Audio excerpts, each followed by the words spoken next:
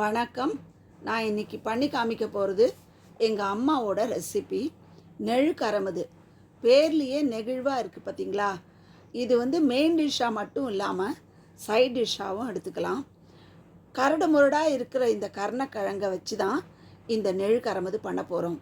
இந்த கருணக்கிழங்கு பார்க்க தான் கரடு முரடு, ஆனால் ரொம்ப ரொம்ப நல்லது. வைட்டமின் யூட்டிலிட்டிஸ் நிறைய இருக்குது. ரொம்ப சாஃப்டாக டேஸ்டியாக இருக்கும். பண்ணுற விதத்தில் பண்ணினா எப்படி பண்ணுறதுன்னு பார்க்கலாமா? இந்த கருணக்கிழங்கை எடுத்து ரேண்டமாக பீசஸ் போட்டுக்கலாம். போட்டு புளி ஜலத்தில் மஞ்சள் பொடி, உப்பு எல்லாத்தையும் கலந்து இதை வைக்கணும். அப்போ தான் கருணக்கிழங்குல இருக்கிற காரல் தன்மை போயிடும். ஒரு 15 நிமிஷம் ஊறணும். அதுக்கப்புறம் இதை வேக வச்சு நல்லா மசிச்சுக்கணும். அதுக்கப்புறம் மிளகாய் பொடி, உப்பு ஏற்கனவே போட்டிருக்கோம், போரலைன்னா திருப்பி போட்டுக்கலாம். ஜீரகப்பொடி, தனியா பொடி, பெருங்காயப்பொடி எல்லாத்தையும் சேர்த்து மிக்ஸ் பண்ணணும். மிக்ஸ் பண்ணிதுக்கப்புறம் வாணலியில் 3 டேபிள் ஸ்பூன் எண்ணெய் விட்டு கடுகு உளுந்து தாளிச்சதுக்கப்புறம் மிக்ஸ் பண்ண இந்த கருணக்கிழங்கை எடுத்து அதில் போட்டு கிளறி விடணும். ஒரு 10 நிமிஷம் கிளறி விட்டு மூடணும். மூடி வச்சதுக்கப்புறம் எண்ணெய் பிரிஞ்சு வரும். அதுக்கப்புறம் அடுப்பை ஆஃப் பண்ணிடலாம். தட்டில் சாதத்தை போடுங்க.